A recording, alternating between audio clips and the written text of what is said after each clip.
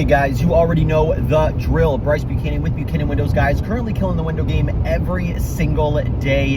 Guys, I wanted to get into something pretty important, and I've touched on this previously, but that is yard signs. And as the years progress with me and my business, I have realized that you got to put the yard signs in certain places in order for them not to get ripped up. So if you're starting like a service-based business, window cleaning, pressure washing, gutter cleaning, landscaping, mowing, whatever the case may be, and you're starting it, just listen up, because I'm going to give you some crucial advice on how and where to put yard signs. If you don't know, if you buy yard signs, they are pretty expensive. A way to advertise, and a couple $100 goes a long way. And if you put them in certain spots, they're going to get ripped up from the city. Mowers are going to get all over them. Even your competition will rip them up. I've had my competition take them up. Everything under the sun. Even some strangers that don't own a business will take them up, which is kind of brutal, but it is what it is. And it kind of sucks, but I'm going to tell you how to essentially maneuver that. So the number one spot that you want to put your yard signs is, and try not to put them on the ground. Excuse me.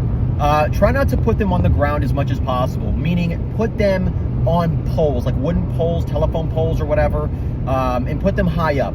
Not too high, but high enough to where somebody just can't walk over and take your sign. The more effort somebody has to do to take your sign, the less often they're going to take it.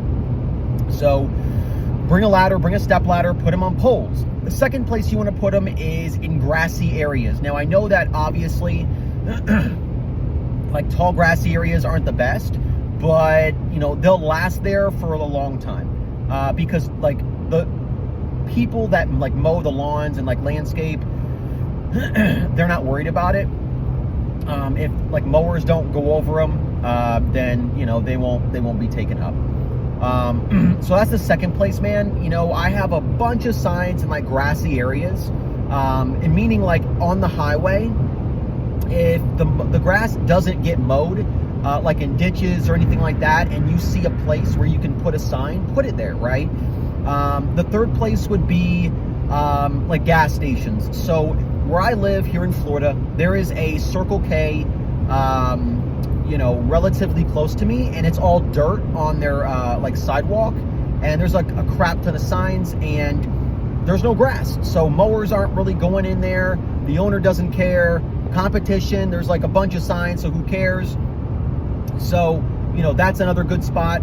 But yeah. So moral of the story, and I wouldn't put personally, like if you're gonna put signs in the busy areas like highways and stuff, I personally would do that maybe for a couple days and take your sign out, because it will get, if you don't care, okay, you don't care. But if you care about your signs, and try not to, because they will get taken up eventually. No sign's going to be there forever, even if you put them in grass areas or poles.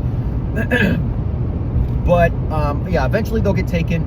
But you want them to last there for many days, weeks, months, heck, even a year if that's possible. So, and if you put it in a high busy area where there's mowers and people, they're going to get taken up within a week or so, maybe even sooner. And if you do, make sure you brush up on when the companies that mow the lawns come in, or if you live up north, like snow, make sure that, people that snow blow are coming in and taking your signs. So, but yeah, that's pretty much it.